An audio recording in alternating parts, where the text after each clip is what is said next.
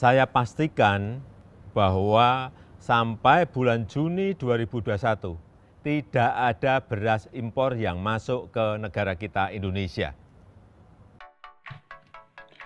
Assalamualaikum warahmatullahi wabarakatuh. Kembali lagi bersama saya Hanif Ulunuha Hidayat, host yang kalian cintai. Sebelum video mulai, jangan lupa untuk sedekah, karena sedekah itu baik untuk kita dan untuk sesama. Mulai dari hal-hal yang kecil seperti subscribe channel ini. Indonesia memasuki masa panen padi raya pada bulan Maret hingga April. Namun, desas-desus impor beras makin terdengar. Kabarnya pemerintah akan melakukan impor 1 juta ton beras pada bulan April 2021. Mendengar berita ini, para petani merasa gelisah. Bagaimana tidak, harga gabah akan merosot apabila beras impor masuk. Hal ini mengakibatkan berkurangnya pendapatan petani padi. 3 bulan penantian mereka akan terasa sia-sia bila hasil yang didapat tidak sesuai dengan harapan. Impor beras tidak hanya dilakukan pada tahun 2021. Menurut Ketua Umum Persatuan Pengusaha Penggilingan Padi dan Beras atau Perpadi, Sutarto Alimoso, kegiatan impor ini telah Indonesia lakukan secara rutin sejak masa Orde Lama. Jumlah impornya pun tidak main-main, mulai dari ratusan ribu kilo beras hingga jutaan ton. Bukankah menjadi pertanyaan yang besar? Dengan jumlah lahan pertanian yang luas, mengapa Indonesia masih rutin melakukan impor beras? Namun, sebelum masuk ke pembahasan yang lebih dalam, kembali kami ingatkan untuk menekan tombol berwarna merah di bawah video ini yang bertuliskan subscribe dan tekan tombol lonceng agar Anda selalu mendapat notifikasi video edukasi terbaru dari Better Life Indonesia. Rencana impor beras pada tahun 2021 ternyata bukan tanpa alasan. Pemerintah merencanakan impor sebanyak 1 juta ton agar kelancaran pasokan beras dapat terjaga. Ketersediaan bahan pangan ini perlu dijamin agar krisis pangan tidak melanda Indonesia. Food and Agriculture Organization atau FAO juga telah memberikan peringatan bahwa krisis pangan dapat melanda suatu negara pada tahun 2021. Hal ini disebabkan oleh pandemi COVID-19 yang membatasi gerakan tenaga kerja di bidang pertanian. Tidak meratanya produksi beras di tiap provinsi menjadi alasan kedua impornya bahan pangan ini. Ketidakmerataan dapat menyebabkan ketimpangan pangan. Ada daerah yang mengalami surplus dan ada juga yang mengalami defisit beras. Surplus produksi beras hanya dapat dijumpai pada 6-7 provinsi yang merupakan pusat produksi beras. Sisanya mengalami kecukupan dan defisit. Kondisi defisit yang paling parah terjadi di pulau-pulau terpencil yang sulit aksesnya. Apabila impor dilakukan, maka stok beras pada Perum Bulog akan melimpah, sehingga beras tersebut dapat disalurkan ke wilayah yang mengalami defisit, ungkap Musdalifah Masmud yang menjabat sebagai Deputi Bidang Koordinasi Pangan dan Pertanian.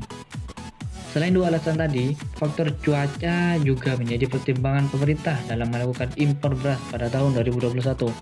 Menteri Perdagangan Muhammad Lutfi memaparkan curah hujan yang tinggi di beberapa daerah belakangan ini dapat mengganggu produksi beras, sehingga produksi beras pada tahun 2021 belum bisa dipastikan apakah akan meningkat atau malah menurun.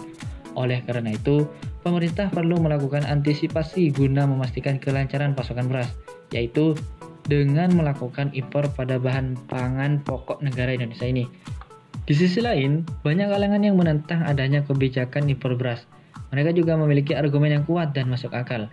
Salah satunya adalah Hasan Aminuddin, Wakil Ketua Komisi 4 DPR RI ini menyatakan dengan pasti bahwa stok beras masih aman hingga bulan Juni 2021. Stok beras saat ini masih mencapai 1,1 juta ton. Hasan menilai stok tersebut cukup untuk memenuhi kebutuhan penjualan, program ketersediaan pasokan dan stabilisasi harga, bahkan hingga tanggap darurat bencana. Ia juga menyatakan bahwa Komisi 4 DPR RI menolak kebijakan impor beras yang akan pemerintah lakukan. Mengenai kesenjangan produksi beras di Indonesia, Economy Institute for Development of Economics and Finance atau INDEF Bima Yudhistira angkat bicara. Menurutnya, solusi dari kesenjangan itu bukanlah impor beras, melainkan dengan memperkuat distribusi antar daerah, sehingga stok dari daerah yang surplus dapat tersalurkan ke daerah yang mengalami defisit beras. Perum Bulog sendiri sebenarnya kurang setuju dengan rencana pemerintah ini. Budi Waseso, selaku Direktur Utama Bulog, menyatakan bahwa ia akan memprioritaskan untuk menyerap beras dalam negeri dahulu. Target Bulog dalam 3 bulan ke depan adalah dapat menyerap 500.000 ton beras. Budi Waseso juga menegaskan bahwa Bulog bersama Kementerian Pertanian masih akan berusaha untuk melakukan penyerapan beras di seluruh Indonesia. Melihat adanya pro dan kontra di lapangan, Presiden Joko Widodo angkat bicara. Saat melakukan kunjungan ke Desa Wanasari, Indramayu, beliau menyatakan bahwa akan menunda rencana impor beras hingga bulan Juni 2021. Bahkan, bisa jadi pada tahun ini tidak ada impor asalkan produksi beras di Indonesia bagus. Namun pernyataan ini masih memberikan keresahan pada petani padi. Pasalnya, dari penjelasan tersebut dapat disimpulkan bahwa bukan berarti Indonesia tidak akan melakukan impor beras lagi, tetapi impor masih dibutuhkan apabila produksi beras tidak bagus.